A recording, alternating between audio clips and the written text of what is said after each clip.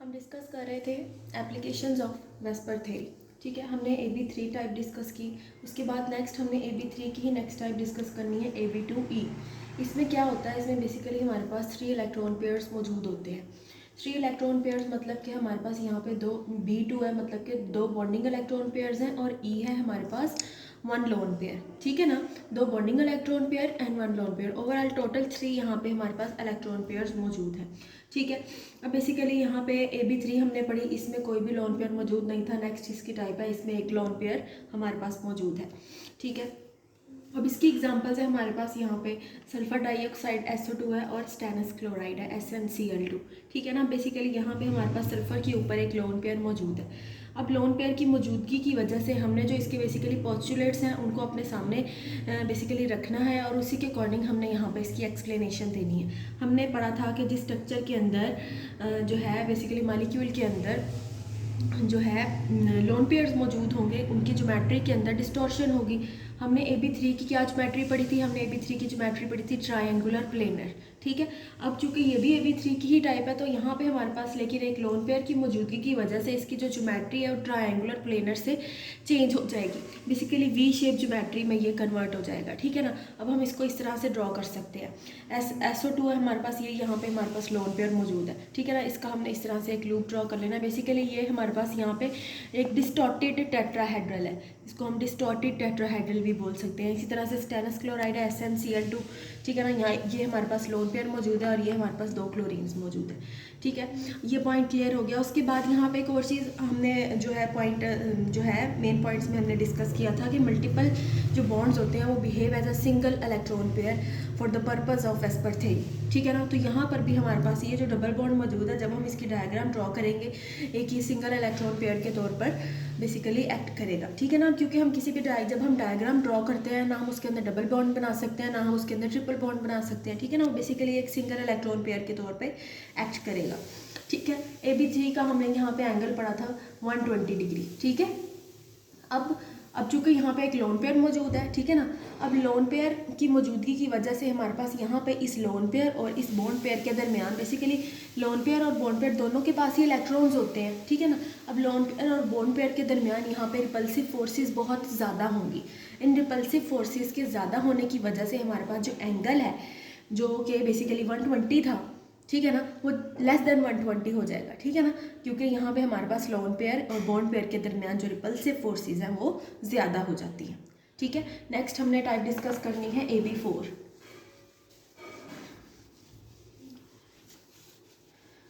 ठीक है, AB4 type है हमारे पास।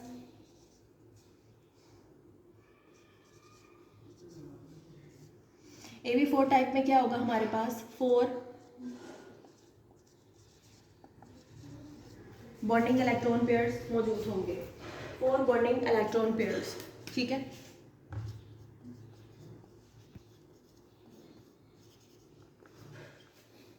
ठीक है, अब 4 बॉन्डिंग इलेक्ट्रॉन पेयर कोई भी यहाँ पे लोन पेयर हमारे पास मौजूद नहीं है। ठीक है ना, अब यहाँ पे हमारे पास एग्जांपल्स आएंगे। सिंपल हमारे पास CH4 की एग्जांपल है, CCl4 की एग्जांपल है। ठीक है ना, CF4 की एग्जांपल है। टेट्राहेड्रल हमारे पास यहाँ पे ज्योमेट्री होगी, टेट्राहेड्रल ज्योमेट्री।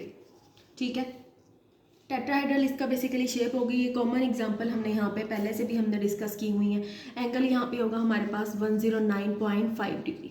ठीक है, टेट्राहेड्रल ज्योमेट्री, अब हम इसकी ज्योमेट्री को ड्रॉ करके देखेंगे। कोई भी लोन पेयर बेसिकली आपने ये याद रखना है कि हमारे पास AB4 है सिंपल, इसमें हमारे पास 4 बॉन्डिंग इलेक्ट्रॉन पेयर्स हैं, कोई भी इसके अंदर लोन पेयर मौजूद नहीं है। एग्जांपल्स अब हमने यहाँ पे ड्रॉ करनी है। सबसे पहले हम CH4 की एग्जांपल लिखेंगे, सिंपल कार्बन। ठीक है, टेट्राहेड्रल हमने यहाँ पे ड्रॉ करनी है, CH4 हाइड्रोजन हाइड्रोजन और ये हाइड्रोजन, ये हमारे पास यहाँ पे टेट्राहेड्रल स्ट्रक्चर मौजूद है। इसी तरह से हम CF4 को ड्रॉ करेंगे, तो इसी तरह से हम यहाँ पे जो है उसकी टेट्राहेड्रल बनाएंगे, F F F और ये हमारे पास यहाँ पे F। ठीक है ना, टेट्राहेड्रल स्ट्रक्चर, ये हमारे पास यहाँ पे टेट्राहेड्रल है। सिंपल ज्योमेट्री है, 109.5 इसका एंगल है। ठीक है, नेक्स्ट हमारे पास टाइप है AB4 की ही सेकंड टाइप है, जिसमें हमारे पास लोन पेयर मौजूद होगा। AB4 की नेक्स्ट टाइप है हमारे पास AB3E। ठीक है, टोटल यहाँ पे हमारे पास 4 इलेक्ट्रॉन पेयर्स मौजूद हैं, 4 इलेक्ट्रॉन पेयर्स, ठीक है। 4 इलेक्ट्रॉन पेयर्स में से हमारे पास 3 बॉन्डिंग है, 3 बॉन्डिंग इलेक्ट्रॉन पेयर्स हैं, ठीक है, और 1 हमारे पास यहाँ पे लोन पेयर मौजूद है, ठीक है। अब इसकी कॉमन एग्जांपल हमारे पास यहाँ पे है अमोनिया NH3, ठीक है ना, PCl3, ये हमारे पास यहाँ पे इसके एग्जांपल्स हैं, ठीक है ना। अब सबसे पहले हमने यहाँ पे एग्जांपल जो इसकी है, जिसका स्ट्रक्चर है, उसको हमने ड्रॉ करके देखना है, देन हम बाकी बातें इसकी डिस्कस करेंगे, ठीक है। अमोनिया हमारे पास यहाँ पे एक लोन पेयर, हमने कहा था कि यहाँ पे एक ही है, तो हमारे पास एक lone pair NH3, hydrogen hydrogen और ये हाइड्रोजन, ये NH3 का स्ट्रक्चर हमने यहाँ पे ड्रॉ कर लिया, सिंपल AB4 टेट्राहेड्रल, ठीक है ना। अब यहाँ पे हमारे पास डिस्टॉर्शन आ रही है टेट्राहेड्रल के स्ट्रक्चर में, सो बेसिकली यहाँ पे हमारे पास जो स्ट्रक्चर बन रहा है पिरामिडल स्ट्रक्चर है, पिरामिडल जस्ट लाइक अ गुंबदनुमा स्ट्रक्चर, जिसको हम कहते हैं पिरामिडल, पिरामिडल पिरामिडल स्ट्रक्चर, ठीक है। पिरामिडल स्ट्रक्चर हमारे पास यहाँ पे मौजूद है AB3E का।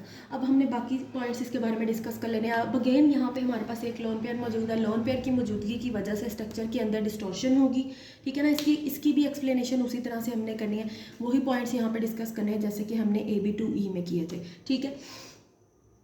लोन पेयर की मौजूदगी की वजह से हमारे पास यहाँ पे स्ट्रक्चर के अंदर डिस्टॉर्शन होगी, ठीक है ना। डिस्टॉर्शन होगी तो स्ट्रक्चर टेट्राहेड्रल से चेंज होकर पिरामिडल में आ जाएगा, ठीक है ना। बेसिकली जो एक्चुअल स्ट्रक्चर है जो हमारे पास AB4 का वो टेट्राहेड्रल है। अब चूंकि ये भी AB4 की ही टाइप है, लेकिन यहाँ पे नेक्स्ट चूंकि लोन पेयर मौजूद है, इसकी वजह से हमारे पास इसके स्ट्रक्चर में डिस्टॉर्शन हो रही है, स्ट्रक्चर चेंज हो जाएगा पिरामिडल स्ट्रक्चर में, ठीक है ना। एक लोन पेयर मौजूद है।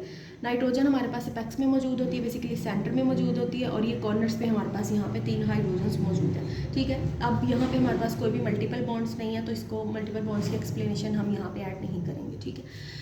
अब हम नेक्स्ट बात करेंगे बेसिकली इसकी AB4 की नेक्स्ट टाइप की, AB2E2, AB2E2। अब यहाँ पे भी हमारे पास टोटल 4 जो है हमारे पास 4 इलेक्ट्रॉन पेयर्स मौजूद हैं, जिसमें से 2 बॉन्डिंग है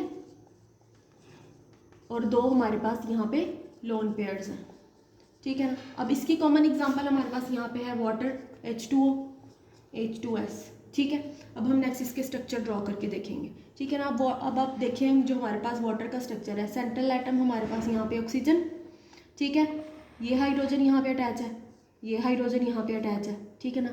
यहाँ पे हमारे पास एक लोन पेयर मौजूद है, यहाँ पे हमारे पास एक लोन पेयर मौजूद है, 2 यहाँ पे हमारे पास जो है लोन पेयर्स मौजूद होते हैं। इस तरह से हम इसकी जो है बेसिकली जो है ज्योमेट्री ड्रॉ करते हैं, ठीक है ना। अब अगेन AB4 की जो हमारे पास शेप थी टेट्राहेड्रल थी, ठीक है ना।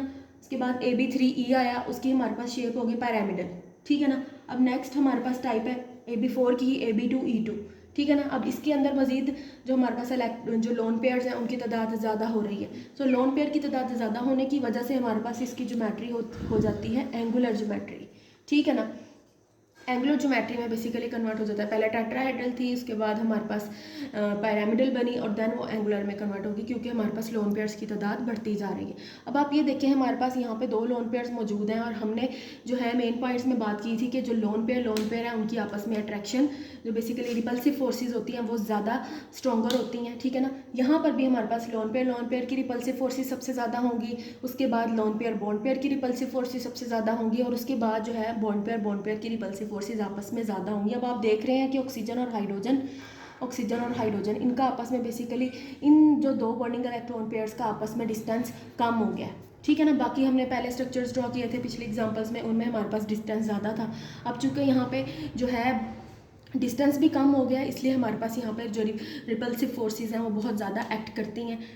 फोर्सेस के ज़्यादा होने की वजह से हमारे पास यहाँ पे जो एंगल होता है 104.5, ठीक है ना। हमने AB4 किया, उसके बाद हमने AB3E, ठीक है ना, उसके बाद हमने AB जो 2 है और E2। AB4 में हमारे पास एंगल था 109.5, ठीक है। AB3E में हमारे पास एंगल हो गया, एक लोन पेयर बढ़ गया, यहाँ लोन पेयर आ गया, यहाँ पे हमारे पास एंगल हो गया 107। अब यहाँ पे 2 लोन पेयर आ गए, हमारे पास एंगल हो गया 104.5। सो जैसे जैसे हमारे पास लोन पेयर्स की तादाद बढ़ती जा रही है, रिपल्सिव फोर्सेस भी बढ़ती जाएंगी और हमारे पास जो एंगल है वो कम होता जाएगा, ठीक है ना। एंगल उसी तरीके से हमारे पास यहाँ पे एंगल के अंदर बेसिकली कॉन्ट्रैक्शन आती रहेगी।